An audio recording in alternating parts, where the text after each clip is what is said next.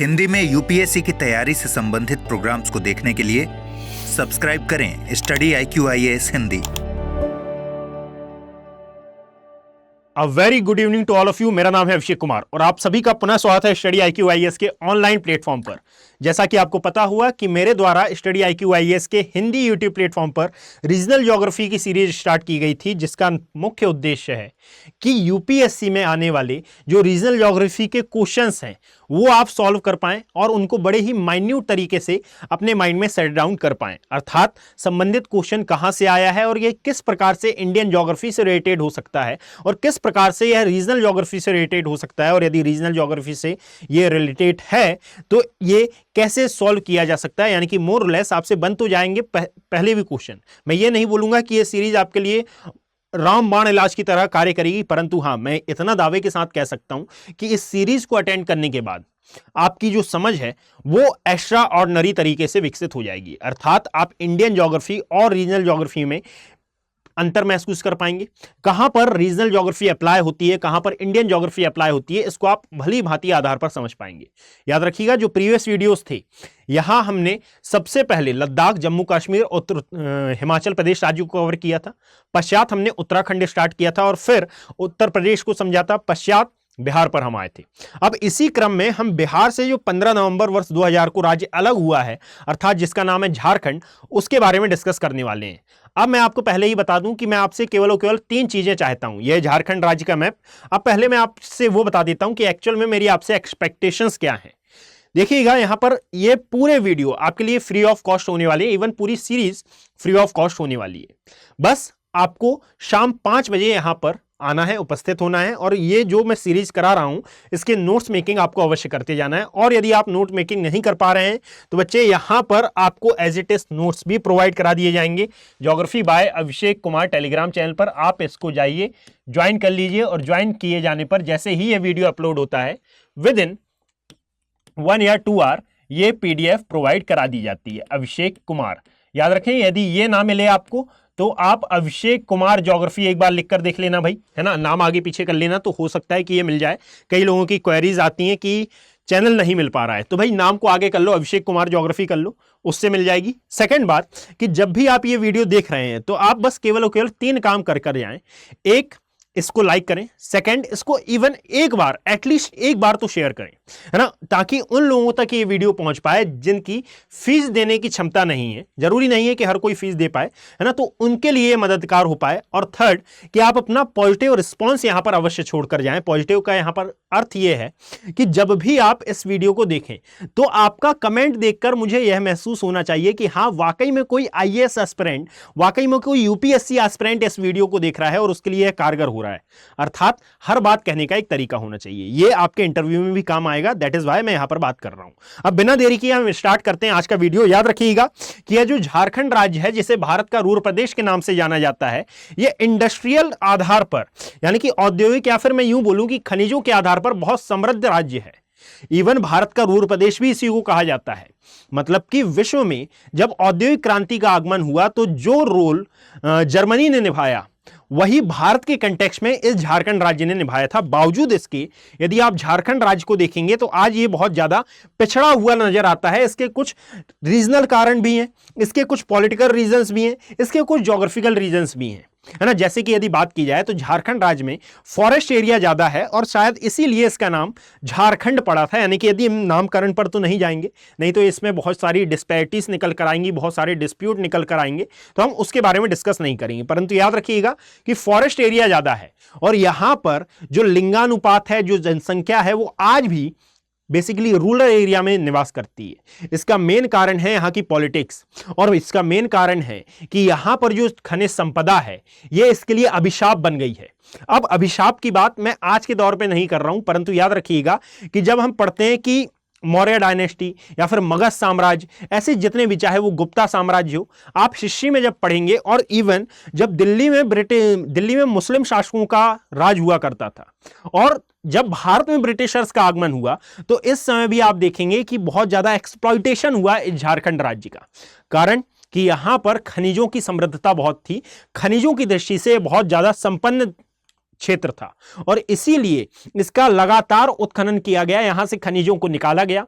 और इवन यह भी माना जाता है कि जब ब्रिटिशर्स भारत में आए तो यहां के खनिजों को अपने देश ले जाने के लिए उन्होंने कोलकाता पोर्ट तक बसा लिया था और कई रेल मार्गों का भी यहां पर निर्माण किया था। अर्थात हो ना हो, हर आधार पर, चाहे वो प्राचीन भारतीय इतिहास की आप बात करें, चाहे मध्यकालीन भारतीय इतिहास की बात करें, या फिर चाहे आप आधुनिक से लेकर वर्तमान समय तक की आप बात कर लें, आप पाएंगे कि झारखंड का लगातार एक्सप्लॉइटेशन हुआ है, लगातार शोषण हुआ है, जिसका सबसे यही इसका सबसे मेन कारण आता है कि आज भी यह अल्प विकसित कैटेगरी वाले राज्यों में आता है। याद रखिएगा कि यदि मैं झारखंड की बात करता हूं तो झारखंड राज्य स्थित कहां पर है, उससे पहले आप सभी के लिए एक बहुत ही इंपॉर्टेंट इंफॉर्मेशन है कि भाई स्टडी IQ IAS के Hindi YouTube platform, Hindi platform पर P2I बैचेस लॉन्च हो चुके हैं और याद रखिएगा कि ये प्रतिज्ञा 2.0 बैच है।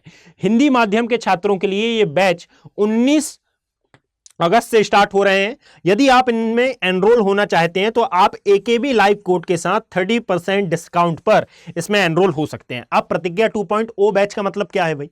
तो प्रतिज्ञा 2.0 बैच के अंतर्गत आपको केवल और केवल यह करना है कि फुल डेडिकेशन के साथ 2025 की अपनी UPSC की प्रिपरेशन करना है और इतनी प्रिपरेशन करना है, अपने आप को इतना झोंकना है कि आप इस 2025 के UPSC प्री एग्जाम को क्वालिफाई कर लें। इसका परिणाम क्या होगा? तो यदि आप प्री क्वालिफाई करते हैं तो ये जो आपने फीस दी है ये पूरी रिफंड हो जाएगी। साथ ही जो आगे की प्रिपरेशन है ये आपकी फ्री ऑफ कॉस्ट हो जाएगी। प्री तो फ्री हो ही गया, अब आगे आने वाली जो भी एग्जाम से, जैसे मेंस होगा, फिर इंटरव्यू होगा, इसकी प्रिपरेशन आपको स्टडी IQ IAS के प्लेटफॉर्म पर, इवन प्रेमाइसिस पर फ्री ऑफ कॉस्ट अवेल करने का मौका मिलेगा। यहां पर पूरा स्टडी मटेरियल भी आपके लिए प्रोवाइड कराया जाएगा। एक एक सुविधा जो भी एक IAS एस्पिरेंट को चाहिए रहती है वो स्टडी IQ IAS हिंदी अपने खर्चे पर आपको प्रोवाइड कराता है।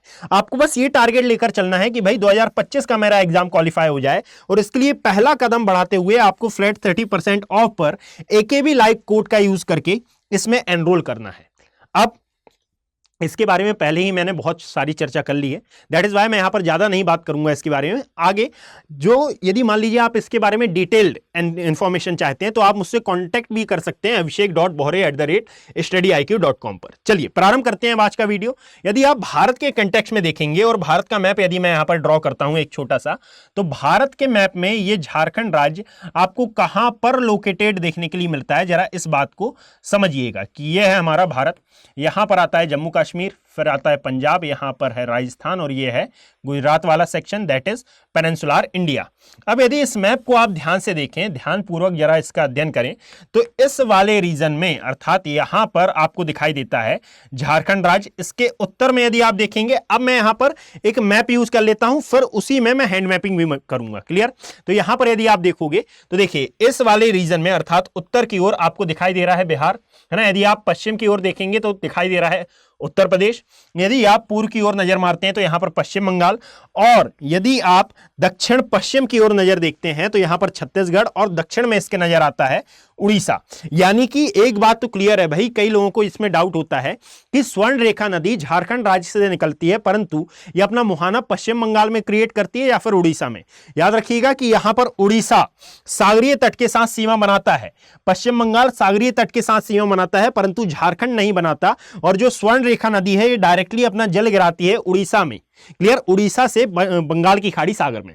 अब इन नदियों के बारे में बाद में डिस्कशन होगा। सबसे पहले ये मैप लेने का मेरा आशय ये है कि अब आप यहां से अलग अलग पार्ट में इसका डिवीजन कर सकते हैं। यदि मैं झारखंड राज्य की बात कर रहा हूं तो आपको याद रखना है कि झारखंड विभिन्न प्रकार की जनजातीय समूह या फिर ट्राइबल ग्रुप का भी पार्ट है ना। जैसे कि आपने यहाँ के जनजातीय समूहों में औरंग सुनी होगी, है ना, यहाँ पर भील भी निवास करते हैं, और अन्य प्रकार की यानी कि लगभग 30+ ट्राइब्स आपको इस एरिया में सिचुएटेड देखने के लिए मिलेंगे। अब चाहे वो मुंडा हो, चाहे पाल पहाड़िया हो, है ना, ये सभी जनजातियां आपको इस क्षेत्र में लोकेटेड देखने के लिए मिलती हैं। दैट इज वाई जब आप इसका अध्ययन करते हैं तो आप पाते हैं कि यह क्षेत्र जनजातियों के दृष्टिकोण से भी काफी महत्वपूर्ण हो जाता है। और इतना ही नहीं, यहां पर जो जनजातियां निवास करती हैं वे आज भी, जैसे कई एरिया में है, ये बात कई एरिया में लागू होती है। जैसे यदि मैं एमपी की बात करता हूं तो एमपी का छिंदवाड़ा के पास पातालकोट वाला जो स्थान है, वहां पर भी आज भी ये इस प्रकार की जनजाति निवास करती है जो कि आधुनिक समाज से, आधुनिक मानव से परिचित नहीं है। इवन यहां पर कई बार कहा जाता है, अब हमें नहीं पता कि ये कितना सत्य है कितना असत्य है, हो सकता है ये पटकथाएं हों, हो सकता है ये कहीं सुनी बातें हों, परंतु कहा जाता है कि आज भी वो ट्राइब सूर्य के प्रकाश के संपर्क में नहीं आती। अब ऐसा तो हो नहीं सकता है कि कोई भी ट्राइब सूर्य के प्रकाश के संपर्क में ना आए, परंतु यह बात बिल्कुल सही है कि वो आज भी आधुनिक समाज से परे है, अर्थात वह आज भी एजुकेटेड नहीं है, आज भी उसको स्कूली शिक्षा प्राप्त नहीं हुई, इवन प्राइमर शिक्षा भी उसको प्राप्त नहीं हुई है। अर्थात जिस प्रकार से एक आदिवासी अपना जीवन व्यतीत करते हैं, उसी प्रकार से ये ट्राइब्स भी अपना जीवन व्यतीत करती हैं। उन्हीं में से एक एरिया लोकेटेड दिखाई देता है कहां पर, झारखंड वाले रीजन में। बस अंतर यह है कि झारखंड में ऐसे कई एरियाज हैं। याद रखिएगा, जब 15 अगस्त 2000 की हम बात करते हैं तो 15 अगस्त 2000 से पहले, 15 नवंबर वर्ष 2000 से पहले ये बिहार और साथ में पश्चिम बंगाल एक हुआ करते थे। अब इसका सबसे बड़ा फायदा यह हुआ कि जब 2000 में ये अलग हुआ तो पूरा का पूरा बिहार मैदानी भाग में परिवर्तित हो गया, और चूंकि ये जो छोटा नागपुर का पठार है, ये पूरा का पूरा प्लेट्यू एरिया है, और फिर इस प्लेट्यू एरिया को पूरा का पूरा अलग कर दिया गया। अर्थात ज्योग्राफिकल रीजन के हिसाब से यदि हम देखें तो प्लेट्यू एरिया अलग हो गया, पठारी भाग अलग हो गया, और मैदानी भाग अलग आपको सेपरेटेड देखने के लिए मिला, जिसको हमने बिहार और झारखंड राज्य का नाम दिया।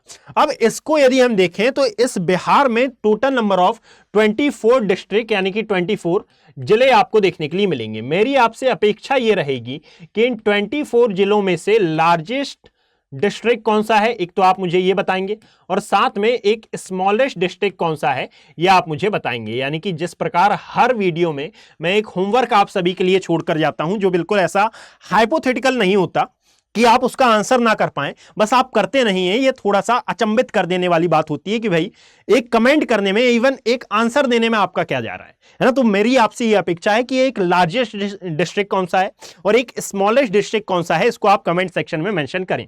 Is that clear? और मैंने बता दिया है कि यदि किसी भी प्रकार की क्वेरीज होती हैं आपको, तो आप मुझसे कॉन्टैक्ट कर सकते हैं geography bye Abhishek Kumar Telegram channel पर। यहां पर आप चैट भी कर सकते हैं मुझे मेंशन कर बस आप अपना डाउट यहां पर मेंशन कर दीजिएगा, तो मैं उसका आंसर भी दे दूंगा। याद रखिएगा कि यहां पर झारखंड राज्य को हमने कुछ डिविजन्स में भी वर्गीकृत कर रखा है, और यदि डिविजन्स की बात करें तो याद रखिएगा कि इसको हिंदी में प्रमंडल कहा जाता है। क्या कॉल किया जाता है? प्रमंडल। और यदि प्रमंडलों की बात करें तो याद रखिएगा कि अब इसमें कौन कौन से प्रमंडल आते हैं, तो आप बस इतना देखना कि 24 डिस्ट्रिक्ट हैं, और फिर उन 24 डिस्ट्रिक्ट को हम इन डिविजन्स के अकॉर्डिंगली कैसे डिवाइड करते हैं। तो जब आप देखेंगे तो यह वाला जो रीजन आपको दिखाई दे रहा है, 1 2 3 4 5 6, तो ये वाला जो रीजन आपको बेसिकली नजर आ रहा है, इसको कहा जाता है संथाल डिवीजन। इसका नाम आता है संथाल डिवीजन। क्लियर? जब आप आगे की ओर बढ़ते हैं तो यह वाला जो रीजन आया, यह जो रीजन आपको दिखाई दे रहा है, इसमें टोटल नंबर ऑफ 7 जिले आते हैं, और इसको कॉल किया जाता है उत्तरी छोटा नागपुर डिवीजन। उत्तर का छोटा नागपुर डिवीजन इसको कॉल किया जाता है छोटा नागपुर। Is that clear? जब आप नीचे की ओर आएंगे तो नीचे जो आपको क्षेत्र दिखाई दे रहा है, दैट इज यह वाला भाग, इसे नाम दिया जाता है दक्षिण छोटा नागपुर डिवीजन। दक्षिण का छोटा नागपुर डिवीजन। पश्चात, जस्ट अ सेकेंड,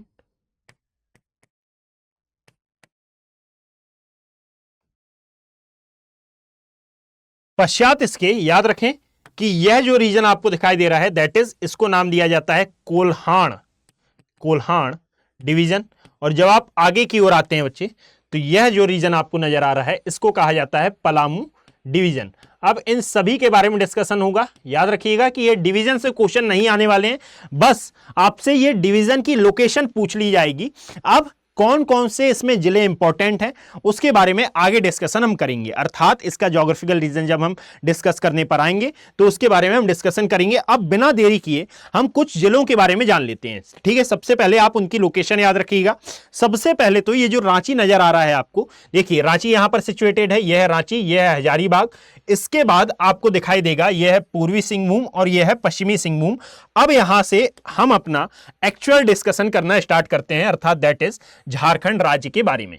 देखिएगा, यदि आपने ज्योग्राफी पढ़ी हो तो ज्योग्राफी में आप एक बात अवश्य सुनते हैं कि भाई हमारी पृथ्वी जिसकी एज 4.3 बिलियन ईयर है, और 4.3 बिलियन ईयर पहले यदि आप देखें तो हमारी अर्थ लाइक अ फायरबॉल है ना, यानी कि जो हमारी पृथ्वी थी ये जलता हुआ आग का गोला थी, और आग के गोले से जब इसमें शीतलन की एक्टिविटी प्रारंभ हुई तो शीतलन की क्रिया के द्वारा जो भाग सबसे पहले ठंडा हुआ इसको नाम दिया जाता है छोटा नागपुर पठार का सिंह भूमि प्रदेश। अब याद रखिएगा कि ये जो सिंह भूमि है, या फिर इसको कई स्थानों पर सिंह भूमि भी कॉल किया जाता है, तो ये जो सिंह भूमि है इसको हमने दो पार्ट्स में डिवाइड किया है, एक है पश्चिमी सिंहभूम और एक आता है पूर्वी सिंहभूम। इन दोनों को मिलाकर कंबाइनली कॉल किया जाता है क्या, सिंह भूमि प्रदेश। इसके ऊपर आपको दिखाई देगा सरायकेला खरसावनी, सराय काले खानई, दिल्ली के निजामुद्दीन स्टेशन जाना ही नहीं है हमको, ये याद रखिएगा ये सराय केला खरसावनी है।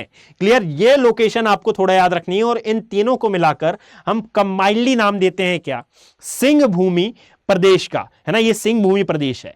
इसको हमने फिर डिवाइड कर दिया है 3 डिस्ट्रिक्ट में, यानी कि सरायकेला खरसावनी, फिर पश्चिमी सिंहभूम और एक आता है पूर्वी सिंहभूम। एक्चुअल में ये वाले एरिया सबसे पुराने माने जाते हैं पृथ्वी के पूरे भूगर्भिक इतिहास में। आपको बता दूं यदि नहीं पता है तो, कि पृथ्वी की जो आयु है इसको हमने 16 युगों में डिवाइड किया है, और इन 16 युगों में जो सबसे पुराना युग आता है दैट इज आर्कियन युग, और आर्कियन युग में सबसे पहले जो भाग ठंडा हुआ था हम उसी की बात कर रहे हैं कि एक्चुअल में इसको नाम दिया जाता है क्या, सिंह भूमि प्रदेश। ये बात मैं नहीं बोल रहा हूं, archaeological survey of India, even world के आर्कियोलॉजिकल ने भी यह बात प्रमाणित की है, कई बार यह न्यूज़पेपर में भी आई है, द हिंदू की ये बड़े बड़े अक्षरों में हेडलाइन भी बन चुकी है कि विश्व का सबसे पुराना भाग आपको भारत के छोटा नागपुर पठार में सिचुएटेड देखने के लिए मिलेगा। इंपॉर्टेंट बात यह हो जाती है कि जो भी भाग सबसे पुराना होता है वहां पर याद रखें कि आपको एक सबसे पुरानी चट्टान देखने के लिए मिलेगी। उस चट्टान का नाम आता है आर्कियन क्रम की चट्टान। और यहां पर यदि आपने चट्टानों के वर्गीकरण वाला वीडियो देखा हो, मैं आपको एक सजेशन दूंगा कि भाई यदि आपने मान लीजिए मेरा इंडियन ज्योग्राफी का वीडियो, इंडियन ज्योग्राफी की प्लेलिस्ट नहीं देखी है, तो यहां बहुत ही अच्छे तरीके से मैंने इंडियन ज्योग्राफी कराई है। इवन जब आप उसको देखेंगे तो आपको खुद ही महसूस होगा कि ये प्लेलिस्ट आपके यूपीएससी मेंस तक की तैयारी के लिए काफी है, और मेनली मैंने वो मेंस पर्सपेक्टिव से ही कराई है। क्लियर, तो आप एक बार जाकर इस इंडियन ज्योग्राफी की प्लेलिस्ट को विजिट करें, यहां पर कम से कम एक आध दो वीडियो आप देखें, एक आध दो वीडियो में आपको आराम समझ में आ जाएगा कि आपके लिए कितनी ज्यादा इंपॉर्टेंट हो सकती है। यहां पर भी मैंने ये बात डिस्कस की थी, यहां पर मैं दोबारा करता हूं कि भाई यदि आप झारखंड राज्य को देखेंगे तो ये जो सिंह भूमि प्रदेश है ये सबसे पहले ठंडा हुआ है, सबसे पहले शीतलन की एक्टिविटी हुई है, और जिस भी स्थान में शीतलन की एक्टिविटी आपको देखने के लिए मिलती है वहां पर एक प्रकार की रॉक, अब शीतलन क्या है तो हमारी पृथ्वी जलता हुआ आग का गोला, यानी कि इसमें भरा हुआ था एक्चुअल में मैग्मा, या फिर इसको हम नाम देते हैं लावा का। जब ये लावा ठंडा हुआ तो लावा किस प्रकार की रॉक का फॉर्मेशन करेगा, किस प्रकार की चट्टान बनाएगा, एक्चुअल में याद रखिएगा कि इसको नाम दिया जाता है लावा रॉक, या फिर इसे कहा जाता है लावा चट्टान। और ये लावा चट्टान चूंकि बनी थी आर्कियन युग में, इसलिए इसको क्या नाम दिया जाता है, आर्कियन क्रम की चट्टान। एक बात ये, अब इस वाले एरिया में अर्थात छोटा नागपुर पठार वाले क्षेत्र में आपको बेसिकली झारखंड यानी कि छोटा नागपुर पठार, वहां पर आपको बेसिकली आर्कियन क्रम की चट्टानें बहुतायत मात्रा में मौजूद दिखाई देती हैं, और आर्कियन क्रम की चट्टानें मिलती हैं। दैट इज वाई इसको भारत का रूर प्रदेश कहा जाता है, क्योंकि इन्हीं पुरानी चट्टानों में जितने भी प्रकार के भारी खनिज हैं, चाहे वो लोहा हो, ये लोहा है इसको, चाहे वो किसी भी प्रकार का खनिज हो, एल्यूमिनियम हो, है ना, चाहे वो बॉक्साइड हो, कोयला हो, है ना, जितने भी प्रकार के धात्विक अधात्विक खनिज आपको देखने के लिए मिलते हैं, या फिर आप सोच सकते हैं वे सभी खनिज आपको इस क्षेत्र में मौजूद दिखाई देते हैं। याद रखिएगा कि ये लावा चट्टानें जो हैं अब लंबे समय अंतराल से, यानी कि 4.3 बिलियन ईयर पहले यदि इनका फॉर्मेशन हुआ था तो आज ये उस अवस्था में तो विद्यमान नहीं होंगी जिस अवस्था में ये 4.3 बिलियन ईयर पहले रही होंगी। तो याद रखें कि इन्हीं के परिवर्तन से या फिर इन्हीं के अपक्षयन और अपर्दन से फिर नई चट्टान का फॉर्मेशन होता है, और इस नई रॉक को नाम दिया जाता है धारवाड़ क्रम की चट्टान, या फिर बच्चे इन्हें ही नाम दिया जाता है क्या, गोंडवाना क्रम की चट्टान, या फिर गोंडवाना रॉक का। यहां पर एक इंपॉर्टेंट बात यह है कि अब यदि मैं छोटा नागपुर पठार के बारे में डिस्कस करना चाह रहा हूं तो यहां पर मैं एक छोटा नागपुर पठार का मैप ड्रॉ कर लेता हूं। जरा समझने का प्रयास करिएगा कि यह है हमारा छोटा नागपुर प्लेट्यू का मैप। क्लियर? यह हमारा छोटा नागपुर प्लेट्यू। जब आप आगे आएंगे तो यहां पर अब मैं इसको दो पार्ट्स में बनाऊंगा। ये दो पार्ट्स में बनाने का कारण आप थोड़ी देर बाद समझ जाएंगे। ये दो पार्ट्स में मैंने बनाया। इसको एक नदी यानी कि छोटा नागपुर प्लेट्यू को एक नदी विभाजित करती है, इसके बीच में से प्रवाहित होती है और इसको दो पार्ट्स में सेपरेट करती है। ये दो पार्ट्स कौन से हैं? तो एक आता है इसमें ऊपर वाला जो पार्ट है इसको कॉल किया जाता है हजारीबाग का पठार, और जो नीचे वाला पोर्शन है बच्चे इसे कॉल किया जाता है एक्चुअल में रांची का पठार। अब मैंने ये दोनों की ही लोकेशन आपको बताई थी कि एक्चुअल में हजारीबाग प्लेट्यू और रांची प्लेट्यू किस किस स्थान में सिचुएटेड है।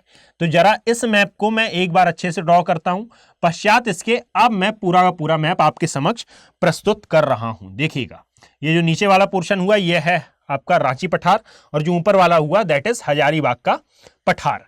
क्लियर? ये है दामोदर नदी, और दामोदर नदी सहायक नदी है एक्चुअल में एक रिवर की, जो कि है गंगा की धारा, और ये गंगा की धारा को कॉल किया जाता है एक्चुअल में क्या, इसे नाम दिया जाता है हुगली नदी। तो ये हुगली की सहायक नदी है, और इसी हुगली नदी के तट पर ही आपको मौजूद दिखाई देता है या फिर स्थित दिखाई देता है कलकत्ता शहर, और फिर ये आगे जाकर बंगाल की खाड़ी सागर में अपना मुहाना निर्मित करती है। उससे पूर्व याद रखें कि यहां पर, अच्छा इसको मैं नहीं बनाता हूं, यहां पर आपको एक और गंगा की सहायक नदी देखने के लिए मिलेगी। क्योंकि पश्चिम बंगाल अभी हुआ नहीं है, दैट इज वाई हम पश्चिम बंगाल के बारे में डिस्कशन भी नहीं करेंगे। याद रखिएगा कि यह हुगली नदी जाती है और हुगली नदी जाकर बंगाल की खाड़ी सागर में अपना मुहाना बनाती है। अब चूंकि ये डायरेक्टली कनेक्टेड है दामोदर नदी से, दैट इज वाई आपको याद रखना है कि इसी हुगली नदी के तट पर दो द्वीप स्थित हैं। एक है गंगा सागर द्वीप और एक आपको नजर आता है दैट इज न्यू मोर द्वीप। ये लोकेशन इतनी दूर नहीं है परंतु मैंने बनाई जरूर है। तो एक है गंगा सागर द्वीप और एक लोकेटेड है न्यू मोर द्वीप। इनमें से गंगा सागर द्वीप अभी भी है। ये न्यू मोर द्वीप के बारे में याद रखिएगा कि इसका भारत और बांग्लादेश से विवाद चलता रहता है, और विवाद के कारण यहां पर साथ में ज्वार और भाटा भी आते हैं। अब विवाद इस प्रकार से चलता है कि बांग्लादेश बोलता है कि यह हमारा क्षेत्र है और भारत बोलता है कि यह हमारा क्षेत्र है। ज्योग्राफिकल कंटेक्स्ट के हिसाब से देखें तो ये दोनों के लिए ही महत्वपूर्ण है। और यहां पर जो ज्वार भाटा आते हैं, इसने इसका सॉल्यूशन निकाला कि एक्चुअल में ये किसका आइलैंड है। ज्वार और भाटा ने कहा ना ही भारत का है ना ही बांग्लादेश का है, ये मेरा है, और इसको पूरा का पूरा डुबा ले गया। यानी कि 2018 में एक सुनामी आती है। 2018 में जो सुनामी आई उसने इस पूरे के पूरे जो आइलैंड था इसको जलमग्न कर दिया, और जैसे ये जलमग्न हुआ तो ना ही रहा द्वीप और ना ही रहा विवाद। तो ये क्वेश्चन पूछा गया है, याद रखिएगा कि ये 2018 में पूरा का पूरा सबमर्ज हो गया है, पूरा का पूरा जलमग्न हो गया है। और ये विवाद का कारण था एक्चुअल में भारत और बांग्लादेश के मध्य। भले ही रिलेशन बहुत अच्छे हों और अभी वहां पर बहुत सारी गतिविधियां भी चल रही हों नेगेटिव, परंतु रिलेशन अच्छे हैं। हाँ, कुछ विवाद तो होते रहते हैं सभी के मध्य, तो उन्हीं में से एक विवाद ये था। यहां पर जो द्वीप आपको दिखाई दे रहा है दैट इज, इसको नाम दिया जाता है गंगा सागर आइलैंड का, या फिर इसको नाम दिया जाता है गंगा सागर द्वीप का। यह भी उसी प्रकार से महत्वपूर्ण है जैसे कि प्रयागराज हमारे लिए महत्वपूर्ण हो जाता है गंगा नदी के कंटेक्स्ट में। बस वही सेम महत्व आपको इस रीजन में भी देखने के लिए मिलेगा, इस गंगा सागर आइलैंड का या फिर इस गंगा सागर द्वीप का। इवन ये गंगा आरती के लिए भी जाना जाता है। पश्चात इसके याद रखिएगा कि ये क्या ज्वार और भाटा से प्रभावित नहीं हुआ था, बट उसके जैसा नहीं हुआ। आगे आते हैं तो याद रखिएगा कि ये जो दामोदर नदी है, एक्चुअल में ये दामोदर नदी को कहा जाता था कालांतर में बंगाल का शोक, है ना। अब नहीं कहा जाता है, परंतु ये बात बिल्कुल सत्य है कि ये दामोदर नदी जो कि छोटा नागपुर पठार के मध्य से प्रवाहित होती है, एक टाइम पर बंगाल का शोक कहलाती थी। मेन कारण ये था कि ये बांग्लादेश में बाढ़ लाती थी, और फिर यहां की टेक्नोलॉजी को या फिर यहां की बाढ़ को इस प्रकार से नियंत्रित किया जाता है, इस प्रकार से इसका सॉल्यूशन निकाला जाता है कि आज जो पहले जो नदी बंगाल का शोक कहलाती थी, आज उसको बंगाल का वरदान कहा जाता है। यानी कि बंगाल में main source of drinking water यही नदी है। कौन सी? दामोदर नदी। How is that possible? तो याद रखिएगा कि वर्तमान में बंगाल की खाड़ी सागर में वर्तमान समय में इस नदी में एक प्रोजेक्ट चलाया जा रहा है। इस प्रोजेक्ट की शुरुआत आज नहीं हुई है। जब भारत ब्रिटिशर्स के गुलाम था या फिर भारत में जब ब्रिटेन का उपनिवेशवाद था, तो यहां पर दामोदर वैली कॉरपोरेशन की स्थापना की गई और दामोदर वैली कॉरपोरेशन ने इस नदी के जल को कंट्रोल करने का प्रयास किया। और जब इस नदी के जल को कंट्रोल करने का प्रयास किया जाता है तो ब्रिटेन, ये एक कहानी निकल कर आती है कि यूएसए में भी एक नदी है जिसका नाम है टेमिस, और ये जो टेमिस नदी है एक्चुअल में यह भी बाढ़ लाने का कार्य करती थी। और यहां की बाढ़ को रोकने के लिए जो जर्मनी के इंजीनियर्स थे उनको इनवाइट किया गया था। 1938 की बात कर रहा हूं मैं, क्लियर। उनको इनवाइट किया गया था इस टेनेसी नदी की बाढ़ को रोकने के लिए, और उन्होंने एक ऐसा इंफ्रा डेवलप किया, एक ऐसी टेक्नोलॉजी लगाई कि ना ही यहां पर किसी प्रकार से तोड़फोड़ की गई। हां, बांध का फॉर्मेशन अवश्य किया गया। बांध के निर्माण के द्वारा इस नदी के पानी को कंट्रोल कर लिया गया। सेम एज हमने भी उन्हीं इंजीनियर्स को इनवाइट किया, और इंजीनियर्स को इनवाइट करके फिर हमने यहां पर बांध का फॉर्मेशन कराया। इवन जो टेक्नोलॉजी यूएसए में यूज की गई थी उसी टेक्नोलॉजी का प्रयोग करके इसका पानी नियंत्रित करने का कार्य किया गया। Is that clear? यानी कि ये बांध का पानी, इस दामोदर नदी के पानी को कंट्रोल करने का श्रेय जाता कहां के इंजीनियर्स को है? तो हॉलैंड से जो इंजीनियर आए थे उनको इसका श्रेय जाता है। क्लियर? तो दामोदर वैली कॉरपोरेशन। इतना ही नहीं, इसकी कुछ सहायक नदियां भी काफी इंपॉर्टेंट हो जाती हैं। मेन रीजन ये है कि यदि आप यहां की नदियों को देखें तो बेसिकली इस दामोदर नदी को तो जैविक मरुस्थल कहा जाता है। जैविक मरुस्थल कहलाने का आशय क्या है? तो 2 मिनट वेट करिएगा। उससे पहले आप ये याद रखें कि इसकी कुछ सहायक नदियां भी हैं, जिनमें सबसे महत्वपूर्ण सहायक नदी आती है बराकर नदी। यानी कि ये सभी नदियां उत्तर की दिशा से आती हैं। एक है बराकर, एक आती है बोकारो, और एक आपको बच्चे देखने के लिए मिलेगी कोढ़ोन नदी, है ना। ये तीनों ही नदियां आपको दामोदर की सहायक नदियां देखने के लिए मिलेंगी। आई रिपीट कि सबसे पहले कोनार है, फिर आती है बोकारो, और बोकारो के पश्चात यहां पर आपको देखने के लिए मिलती है बराकर। कुनार, बोकारो और बराकर, ये सहायक नदियां हैं। और बराकर बांध दामोदर बांध एक्चुअल में बना हुआ है बराकर नदी पर। जब यह क्वेश्चन आया था एक बार तो स्टेटमेंट के फॉर्म में, तो आधे से अधिक स्टूडेंट कंफ्यूज हो गए थे, क्योंकि हमने दामोदर को इंपॉर्टेंट ना समझते हुए उसके बारे में स्टडी की नहीं थी। परंतु हां, जिन्होंने भी रीजनल ज्योग्राफी पढ़ी थी थोड़ी बहुत, उनसे यह क्वेश्चन अवश्य बन गया था, बजाय उनके जिन्होंने रीजनल ज्योग्राफी को सीरियसली नहीं लिया। याद रखिएगा कि यहां पर रीजनल ज्योग्राफी इसलिए भी महत्वपूर्ण हो जाती है क्योंकि समय समय पर यह हमको उदाहरण प्रस्तुत करती रहती है कि किस प्रकार से मैं आपके लिए इंपॉर्टेंट हूं। और इसके इंपॉर्टेंस को देखते हुए ही मैंने स्टडी IQ IAS के हिंदी प्लेटफॉर्म पर यह सीरीज स्टार्ट की है। याद रखें कि यह इसकी सहायक नदी है, और वर्तमान परिदृश्य इसका यह है कि इसे वर्तमान में कॉल किया जाता है एक जैविक मरुस्थल। एक जैविक मरुस्थल होता क्या है पहले तो यह समझ लीजिए भाई, है ना। देखिएगा, यदि मान लीजिए कोई भी तालाब है या फिर कोई भी रिवर है, इसमें अंदर वनस्पतियां विद्यमान रहती हैं। इसमें भरा हुआ है क्या? जल। ये पूरा जलखंड है। अब ये जलखंड के अंदर आपको विभिन्न प्रकार की वनस्पतियां मौजूद दिखाई देती हैं, और ये जो वनस्पतियां हैं ये प्रकाश संश्लेषण की क्रिया के द्वारा अपने भोजन का निर्माण करती हैं। आप साइकिल को बस समझ लीजिए। जब ये भोजन का निर्माण करती हैं तो ये कार्बन डाइऑक्साइड को ग्रहण करती हैं और ऑक्सीजन को सह उत्पाद के तौर पर निकालती हैं, और इसी ऑक्सीजन को यहां पर रहने वाले जीवधारी एक्चुअल में ग्रहण करते हैं और सह उत्पाद के तौर पर कार्बन डाइऑक्साइड को छोड़ते हैं। तो यहां पर वृक्षों के लिए या फिर वनस्पतियों के लिए जो कार्बन डाइऑक्साइड की पूर्ति है, ये पूर्ति करने का कार्य कर रहे हैं ये जलीय जीव, और अन्य के लिए अर्थात जीवों के लिए ऑक्सीजन की पूर्ति करने का कार्य कर रहे हैं कौन? वनस्पतियां। तो यहां पर एक साइकिल चलती रहती है जो कि मैनेजेबल है। यहां पर ये साइकिल बहुत अच्छे से चलती है, परंतु याद रखिएगा कि इसके आसपास के एरिया में यदि आप झारखंड राज्य को देखें तो आसपास बहुत से आपको इंडस्ट्रियल क्षेत्र देखने के लिए मिलेंगे, जैसे कि जमशेदपुर मिल रहा है। जमशेदपुर के अलावा हजारीबाग है, रांची है ना, सिमडेगा है, सिंह भूमि स्वयं में एक इंडस्ट्रियल क्षेत्र है। तो इन इंडस्ट्रियल क्षेत्रों पर जो इंडस्ट्रीज हैं ये अपना जो अपशिष्ट है इसको डायरेक्टली छोड़ती हैं कहां पर? इस नदियों में। यानी कि हो ना हो आपके यहां का जितना भी अवशेष है, आपके यहां का जितना भी कचरा है, ये डायरेक्टली और इनडायरेक्टली रूप से नदियों में छोड़ा जाता है। दैट इज वाई नदियों को साफ करने की बात कही जाती है। अब यहां पर हुआ ये कि भाई जब अवशेष को छोड़ा गया तो ये अवशेष अपघटित नहीं होता है, नष्ट नहीं होता है। और जब ये अवशेष नष्ट नहीं होता है तो एक लेयर के फॉर्म में ये यहां पर पानी के ऊपर जम जाता है।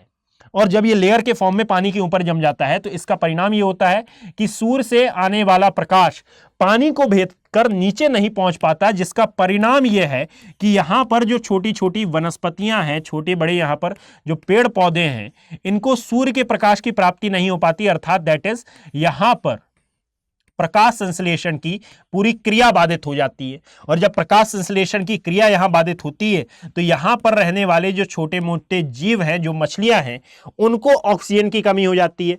अर्थात यदि सीधी भाषा में हम बात करें और एनवायरनमेंट की दृष्टिकोण से बात करते हैं तो याद रखिएगा कि बायोलॉजिकल ऑक्सीजन डिमांड, जिसको बीओडी कहा जाता है, यह बीओडी का परसेंटेज लगातार घटता है। बायोलॉजिकल ऑक्सीजन डिमांड ये बढ़ती है, बायोलॉजिकल ऑक्सीजन डिमांड ये बढ़ती है। और यदि ये बढ़ रही है तो इसकी डिमांड पूरी भी होनी चाहिए। और जब पूरी नहीं हो पाती है तो कंटिन्यूसली आप देखेंगे कि सबसे पहले प्रकाश संश्लेषण की क्रिया के अभाव में ये जो वनस्पतियां थी, इन वनस्पतियों की डेथ होती है। पश्चात वनस्पतियों की डेथ होने पर ऑक्सीजन की कमी होती है और ऑक्सीजन की कमी होने के कारण इन जीवों की डेथ होती है। और जब इन जीवों की डेथ होती है तो अब देखिएगा कि ऊपर अवशिष्ट है, नीचे वनस्पतियां हैं, वनस्पतियों में अपघटन नहीं हो पाया। और जब इनमें अपघटन नहीं हो पाया तो एक केला लीजिए, एक केले को आप पानी में डाल दीजिए, 3 दिन तक मत निकालिए। 3 दिन बाद आप जब उसको निकालेंगे तो एक लिसलिसा पदार्थ उससे बनेगा। ये लिसलिसा पदार्थ क्या है? तो एक्चुअल में ये हुआ है उसका जैविक अपघटन, ये उसका नहीं हो पाया है जैविक अपघटन। तो उसने स्वयं को अपघटित करने के परिप्रेक्ष्य में उस पानी को भी दूषित कर दिया जिसमें वो पड़ा हुआ था। और जब उस पानी को दूषित किया गया तो अब वह पानी पीने योग्य नहीं रह गया, यानी कि वह किसी यूज का नहीं रह गया। और जब यह किसी यूज का नहीं रह गया है तो याद रखिएगा कि इसमें अब किसी भी प्रकार की वनस्पतियां आपको नहीं देखने के लिए मिलेंगी, किसी भी प्रकार के समुद्री जीव जंतु नहीं मिलेंगे, इवन किसी भी प्रकार का क्रियाकलाप आपको इस रिवर में मौजूद नहीं दिखाई देगा। और यह सबसे बड़ा हानिकारक पर्सपेक्टिव हमारे सामने बनकर आता है, क्योंकि हमारे इंडस्ट्रियलाइजेशन की एक प्रोसेस ने एक क्षेत्र को इतने हद तक, या फिर एक रिवर को इतने हद तक प्रदूषित किया कि उसका पानी अब मानव तो क्या, एक जंतु तक नहीं पी सकता है, यानी कि जंतुओं की तो मृत्यु भी होने लगी। और इसको कहा जाता है क्या? जलमंडल के मरुस्थलीकरण की प्रक्रिया। याद रखिएगा कि यहां पर जो हम दामोदर नदी की बात कर रहे हैं, ये वर्तमान में एक जैविक मरुस्थल का उदाहरण है। और जैविक मरुस्थल ये बनी कैसे है? तो इसको आप समझ सकते हैं जलमंडल के मरुस्थलीकरण की प्रक्रिया के द्वारा। और ये जलमंडल के मरुस्थलीकरण की प्रक्रिया होती क्या है? तो जब अवशिष्टों के जमाव के कारण सूर्य का प्रकाश जलखंड के भीतर नहीं पहुंच पाता है तो इस प्रोसेस के थ्रू धीरे धीरे बायोलॉजिकल ऑक्सीजन डिमांड में वृद्धि होती है, प्रकाश संश्लेषण की क्रिया बाधित होती है। और जब यहां पर प्रकाश संश्लेषण की क्रिया बाधित और साथ में बायोलॉजिकल ऑक्सीजन डिमांड में वृद्धि, तो इसके कारण वनस्पतियों की मृत्यु, जलीय जीव जंतुओं की मृत्यु, फलस्वरूप यहां पर किसी भी प्रकार के जीव जंतु निवास नहीं कर पाते हैं। बायोडायवर्सिटी के हिसाब से ये बिल्कुल भी महत्वपूर्ण नहीं रह जाता है। और इसको कहा जाता है एक रिवर के मरुस्थलीकरण की, या फिर एक रिवर के पानी की मरुस्थलीकरण की प्रक्रिया। Is that clear? अब इस मैप को मैं थोड़ा सा अच्छे से बना देता हूं ताकि यदि आप इसको अपनी कॉपी में ड्रॉ करें तो आप बड़े ही अच्छे से ड्रॉ करें। ऐसा ना हो कि भाई मैंने आधा अधूरा बनाया था तो आप भी इसको आधा अधूरा ड्रॉ कर ले। Is that clear? अब याद रखिएगा कि आप एग्जाम पॉइंट ऑफ व्यू में, एग्जाम जब आप लिखेंगे मेंस का, तो वहां पर आप एक ही पेन का यूज करेंगे। यहां पर मैं मल्टीपल पेन का यूज कर रहा हूं। कारण यह है कि आप नोट्स में तो मल्टीपल पेन का यूज कर सकते हैं ना, तो नोट्स आप ऐसे बनाएं कि आज से यदि 2 साल बाद आपको पढ़ने हो वो नोट्स, 2 साल बाद पढ़ने की आवश्यकता नहीं पड़ेगी, ये मैं गारंटी देता हूं यदि आप सीरियसली पढ़ रहे हैं तो। परंतु यदि आप अपनी जर्नी को याद करना चाहेंगे कि भाई मैं किस प्रकार से पढ़ा करता था, तो ये नोट्स बड़े याद आते हैं। और जब आप इनको पढ़ेंगे तो वो नोट्स पढ़ने में आपको मजा आना चाहिए। क्लियर? ये आपकी याद के तौर पर आप संजो कर रखेंगे। और इसीलिए मैं बोलता हूं हमेशा कि आप नोट्स अपने ऐसे शानदार बनाएं, ऐसे नोट्स बनाएं कि आने वाले समय में यदि आप वो नोट्स किसी को देते हैं तो वो आपको थैंक यू बोले, ना कि आपके माथे पर एक ईंटा फेंक कर मार दी कि भाई कैसे नोट्स बनाए हो, हमारा सर दर्द करने लगा, हमारा बेटा 3 दिन से जख्मी हालत में नेशनल हॉस्पिटल में पड़ा हुआ है। Is that clear? अब जरा देखिएगा कि इस क्षेत्र में यह है हमारा हजारीबाग प्लेट्यू, दैट इज इसको नाम दिया जाता है हजारीबाग का पठार। ये जो हजारीबाग पठार है, अब इसके मैं कई डिवीजन आपके समक्ष प्रस्तुत करूंगा। जैसे कि यदि आप हजारीबाग पठार को देखेंगे तो यहां पर एक सबसे महत्वपूर्ण सिटी है जिसका नाम ही हजारीबाग है, अर्थात इसके आसपास की लोकेशन यदि आप देखेंगे तो ये वाला क्षेत्र कहलाता है बेसिकली पूरा का पूरा, यानी पूरा नॉर्थ में ये जो टेल तक का है, इस पूरे एरिया को आप हजारीबाग का प्लेट्यू बोलते हैं। इसकी जो मेन सिटी है यह है हजारीबाग, और दूसरी आती है कोडरमा, इसी के ऊपर है। याद रखिएगा कि यहां पर दो और मेजर सिटीज इंपॉर्टेंट हो जाती हैं, एक है साहिबगंज और एक है गोंडा। ये क्यों इंपॉर्टेंट है? क्योंकि जो गंगा नदी है जिसका ओरिजिन आप उत्तराखंड से मानते हैं, हरिद्वार से ये मैदानी भाग में प्रवेश करती है, पश्चात यूपी और बिहार में आती है। तो यूपी और बिहार में जब ये आती है तो ये दो जिलों से सीमा बनाती है, एक है गोंडा और साथ में एक आता है हमारा क्या, साहिबगंज, और फिर यहां से ये आगे निकल जाती है। इसलिए आपको ये दो डिस्ट्रिक्ट याद रखना है, और साथ में ये डिस्ट्रिक्ट तो ये वाला पूरा का पूरा हिस्सा हजारीबाग प्लेट्यू के अंतर्गत ही आता है। याद रखें कि ये जो कोडरमा है, यहां पर जो कोडरमा नजर आ रहा है, इसी के नाम पर इस हजारीबाग प्लेट्यू को भी जाना जाता है, अर्थात इसको कई स्थानों पर आप कोडरमा भी नाम देते हैं। Is that clear? कई स्थानों पर इसे कोडरमा भी कहा जाता है। यह बात मैं यहां पर नोट डाउन कर देता हूं बड़े ही प्यार के साथ। तो कोडरमा भी इसका नाम है। दूसरी बात कि यदि आप इसके आसपास के एरिया पर नजर मारते हैं तो याद रखें कि यह जो पश्चिमी वाला क्षेत्र है, पश्चिमी वाला क्षेत्र, इस रीजन को कहा जाता है एक्चुअल में पलामू। इसको क्या कॉल किया जाता है? ये हमारा पलामू क्षेत्र। और ये जो पलामू है एक्चुअल में ये इंपॉर्टेंट क्यों हो जाता है? क्योंकि यहां पर विंध्यन रॉक, यानी कि पिंक कलर से लिखा है मैंने, है ना, यहां पर आपको विंध्यन रॉक देखने के लिए मिलेंगी, और इन विंध्यन रॉक्स में एक्चुअल में किसका उत्पादन होगा? तो यहां पर चूना पत्थर के उत्पादन के लिए जानी जाती है। सेम एज जब आप इस पूरे रीजन को देखते हैं, अब उत्तर में हजारीबाग है तो नीचे कौन सा प्लेट्यू होगा? बट ऑब्वियस है कि यहां पर आपको रांची का पठार या फिर रांची प्लेट्यू सिचुएटेड देखने के लिए मिलेगा, और रांची प्लेट्यू की जो मेन सिटी होगी यह भी रांची ही होगी, है ना। यहां पर एक और महत्वपूर्ण बात यह आती है कि इस रांची को यदि आप देखेंगे ध्यान से तो यह भी अपने इंडस्ट्रियल हब के लिए जानी जाती है, यानी कि दोनों के दोनों इंडस्ट्रियल हब हैं। बट इंपॉर्टेंट ये हो जाता है कि जब आप इसको पूरा पूरा अध्ययन करते हैं तो यहां पर जो दामोदर नदी है, यह नदी घाटी अपने कोयले के भंडार, है ना, यानी कि कोल प्रोडक्शन के लिए भी ये काफी महत्वपूर्ण है। क्योंकि यदि आप कोयले की बात करेंगे तो कोयला मिलता है जिन चट्टानों में, अर्थात दैट इज गोंडवाना रॉक, या फिर इनको नाम दिया जाता है गोंडवाना चट्टानें, ये मिलती हैं एक्चुअल में नदी घाटियों में, और इसकी बहुतायत मात्रा मौजूद है इस गोंडवाना नदी घाटी में, और इसीलिए यह क्षेत्र जाना जाता है अपने कोल प्रोडक्शन के लिए या फिर अपने कोयले के भंडार के लिए। कौन सा? यह दामोदर नदी घाटी वाला एरिया। मैं इसको नोट डाउन भी कर देता हूं कि यह हमारा, व्हाइट कलर से करता हूं ताकि आपको विजिबल अच्छे से हो सके, यह हमारा दामोदर नदी घाटी वाला क्षेत्र, और यह है हमारा हुगली रिवर वाला एरिया। क्लियर? अब एक सबसे महत्वपूर्ण बात यह कि यहां पर मैंने आपको बताया कि एक पलामू मिल रहा है, पलामू के पश्चात यहां पर ये पूरा पूरा रीजन, इसको आप नाम देते हैं पोर्टलैंड का। इसको मैं एक काम करता हूं, थोड़ा सा इस कलर से ड्रॉ करता हूं। यह जो पूरा एरिया है इसे कॉल किया जाता है पोर्टलैंड, और ये जो पोर्टलैंड है एक्चुअल में यहां पर एक प्रकार की लावा चट्टानें आपको मौजूद दिखाई देती हैं, दैट इज इसको नाम दिया जाता है पोर्टलैंड, और ये लावा रॉक के लिए, लावा चट्टानों के लिए जाना जाता है। और ये जो पिंक वाला है एक्चुअल में इसे कॉल किया जाता है पलामू, जो कि हजारीबाग पठार के पश्चिमी भाग में आपको लोकेटेड देखने के लिए मिलेगा।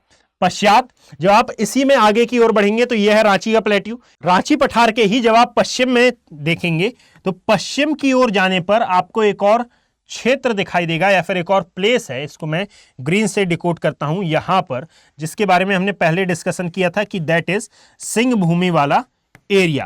क्लियर? यहां पर यह सिंह भूमि वाला प्रदेश आपको देखने के लिए मिलता है। अब देखिएगा इसको किस प्रकार से समझना है। तो यहां की कुछ इंपॉर्टेंट प्लेसेस हैं, उनको मार्क कर लीजिए। कि भाई यदि आपने अभी तक वीडियो को देखते हुए एटलस भी ओपन नहीं किया है तो ये बहुत खराब बात है। आप एटलस ओपन कर लें और वहां पर अब जो बातें मैं बताते जा रहा हूं आप उन बातों को नोट डाउन करें। और यदि नोट डाउन नहीं कर पा रहे हैं तो जैसा मैंने पहले बताया कि geography bye Abhishek Kumar Telegram channel पर आप इसकी पूरी PDF डाउनलोड कर सकते हैं। क्लियर। अब जब आप देखेंगे तो याद रखें कि यहां पर एक प्लेस भी है जिसका नाम है जादूगुणा। और ये जो जादूगुणा है, याद रखें कि यहां पर आपको हर प्रकार का खनिज देखने के लिए मिलेगा। यानी कि खनिजों की समृद्धता की दृष्टि से ये काफी महत्वपूर्ण हो जाता है। लगभग हर टाइप का खनिज, इवन यहां पर आपको यूरेनियम भी मौजूद दिखाई देता है। यूरेनियम के भंडार भी यहां पर हैं, जो कि एक प्रकार का रेयर अर्थ एलिमेंट है, अर्थात यह पृथ्वी में कुछ ही स्थानों पर मौजूद दिखाई देता है, जिनमें से जादूगुणा भी एक स्थान है। और साथ में यहां पर एक महत्वपूर्ण रिवर भी आपको लोकेटेड मिलेगी जिसका नाम है स्वर्ण रेखा। कई स्थानों पर इसको स्वर्ण रेखा भी कहा जाता है। देखिएगा, इसके पीछे भी एक रीजन है कि इसको स्वर्ण रेखा या स्वर्ण रेखा क्यों कॉल किया जाता है, क्योंकि ऐसा कहा जाता है कि इसमें वाकई में गोल्ड पार्टिकल मौजूद है। भाई यदि गोल्ड पार्टिकल हैं तो इसको लाया क्यों नहीं जाता, ले आओ भारतीयों को दो और जितनी भी गरीबी है खत्म कर लो।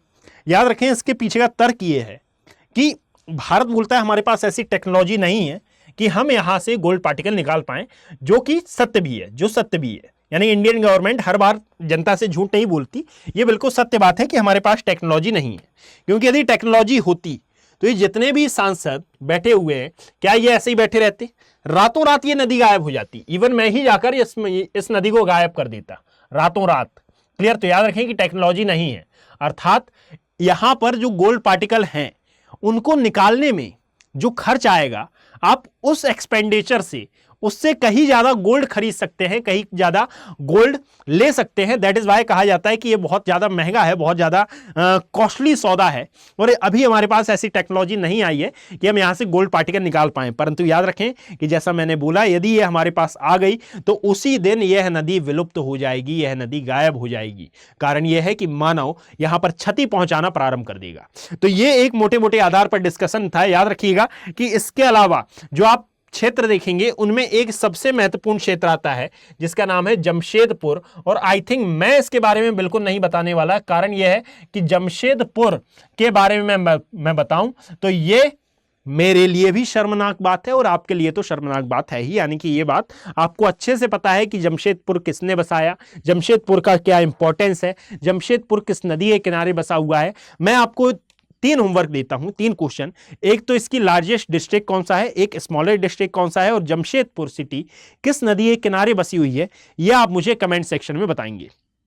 साथ में याद रखिएगा कि यहां पर कुछ बायोडायवर्सिटी के बारे में भी आपको याद रखना आवश्यक हो जाता है। जैसे कि यदि आप पलामू की बात करें तो पलामू के आसपास वाले एरिया में जो बायोडायवर्सिटी आप सिचुएटेड देखेंगे, इस बायोडायवर्सिटी को नाम दिया जाता है पलामू बायोस्फीयर रिजर्व का, है ना। यानी कि एक तो हो जाती है पलामू बायोस्फीयर रिजर्व, ये कहां लोकेटेड है, तो ये पलामू डिस्ट्रिक्ट में ही लोकेटेड है, जो कि यहां पर आपको दिखाई देता है। दैट इज कहां गया, ये है हमारा पलामू वाला एरिया। इसके पश्चात याद रखिएगा कि हजारीबाग में आपको हजारीबाग बायोस्फीयर रिजर्व देखने के लिए मिलेगा। इसके अलावा बेतला बायोस्फीयर रिजर्व, यानी कि बायोस्फीयर रिजर्व क्या होता है ये तो पता है आपको। पश्चात इसके यहां पर जो एक पहाड़ियां नजर आती हैं जिनको लेकर बहुत ज्यादा विवाद हुआ था अभी कुछ ही समय पहले, आई थिंक आपको ध्यान भी होगा कि सम्मेद शिखर इसको नाम दिया गया था। याद रखें कि ये सम्मेद शिखर जिन पहाड़ी पर है, अर्थात पारसनाथ पहाड़ी, जैन तीर्थंकर जितने भी हुए उनमें से लगभग 19 या 20 तीर्थंकरों को इसी क्षेत्र में ज्ञान प्राप्त हुआ था। दैट इज वाई कि ये जैन तीर्थंकरों की दृष्टि से बहुत ज्यादा इंपॉर्टेंट है और इसको लेकर इतना ज्यादा सेंसिटिव माहौल बन गया था जब इन पर विवाद हुआ था। यानी कि यहां पर इस पूरी पहाड़ी पर एक प्रकार से टूरिज्म हब बनाने की बात की गई थी कि क्यों ना इसे आप टूरिस्ट प्लेस घोषित कर दें, है ना। तो कहा गया था कि भाई मानव यदि यहां पर आएगा तो गंदी हरकतें भी करेगा, मानव की यदि यहां पर पहुंच हो गई तो गंदगी भी करेगा, और जिसके कारण ये पूरी पारसनाथ पहाड़ियों को खतरा है। और जैन धर्म के अनुसार ये बहुत ही ज्यादा धार्मिक दृष्टिकोण का विषय हो गया था, इसीलिए सम्मेद शिखर पर विवाद खड़ा हुआ और यह पारसनाथ पहाड़ियों से संबंधित तथ्य था। याद रखिएगा। क्लियर। इसी के साथ आप याद रखें कि अब यदि मैं यहां पर लिस्ट लिखाना चालू करूं कि भाई झारखंड राज्य में कितने आपको खनिज देखने के लिए मिलेंगे, तो ये लिस्ट लिखने की आवश्यकता नहीं है। याद रखिएगा कि रतन टाटा जो कि बहुत ही सम्मानीय हस्ती हैं, वे इसी क्षेत्र से आते हैं। उनका पूरा का पूरा जो ट्री फैक्टर है ये इसी क्षेत्र पर लोकेटेड है। तो याद रखें, इसीलिए इसको इंडस्ट्रियल हब कहा जाता है। तो यहां पर सबसे पहले हमने इसकी हिस्ट्री के बारे में बात की थी। हिस्ट्री के बारे में बात करने के पश्चात इसको हमने ज्योग्राफी और पॉलिटिकली पॉइंट ऑफ व्यू के हिसाब से समझा, पश्चात इसको हमने ज्योग्राफिकल पॉइंट ऑफ व्यू के हिसाब से समझा, और पश्चात यहां पर कुछ मेजर सिटीज की भी हमने बात की। और यहां दामोदर नदी को जब हम समझ रहे थे, जो जैविक मरुस्थलीकरण की प्रक्रिया या फिर जिसको कॉल किया जाता है जल मंडल के मरुस्थलीकरण की प्रक्रिया के बारे में भी हमने समझा, इंपॉर्टेंट रिवर्स के बारे में समझा, और जो इंपॉर्टेंट बायोडायवर्सिटी थी। वैसे कोई ज्यादा खास यहां पर बायोडायवर्सिटी लोकेटेड है नहीं, परंतु याद रखिएगा कि केवल और केवल दो, एक है पलामू और एक है हजारीबाग। ये दोनों आपको आवश्यक रूप से याद रखनी है। जहां पर ये इंपॉर्टेंट होती है वहां पर मैं आपको बताता हूं, मैं आपको सामान्य भाषा में इसके बारे में बता दूं कि यहां से बायोडायवर्सिटी पर क्वेश्चन नहीं आते हैं। कारण यह है कि ये उतनी ज्यादा इंपॉर्टेंट नहीं है। क्लियर? यदि आपको वीडियो पसंद आया हो तो आप इसे लाइक करें, ज्यादा से ज्यादा शेयर करने का प्रयास करें, और अपना रिस्पेक्टिव कमेंट यहां पर अवश्य छोड़कर जाएं। और आप याद रखें कि यहां पर ये पूरी रीजनल ज्योग्राफी की सीरीज आपको मेरे साथ कवर अप करनी है। कारण यह है कि यदि आप चाहते हैं कि ये पूरी सीरीज कंप्लीट हो तो आपको भी इसमें सपोर्ट करना पड़ेगा। क्लियर? तो आप भी एफर्ट डालें, मैं भी एफर्ट डालता हूं, और मेरा बोलना और आपका नोट डाउन करना। पीडीएफ को आप geography bye Abhishek Kumar Telegram channel से डाउनलोड कर लीजिएगा। धन्यवाद। हिंदी में यूपीएससी की तैयारी से संबंधित प्रोग्राम्स को देखने के लिए सब्सक्राइब करें स्टडी IQ IAS हिंदी।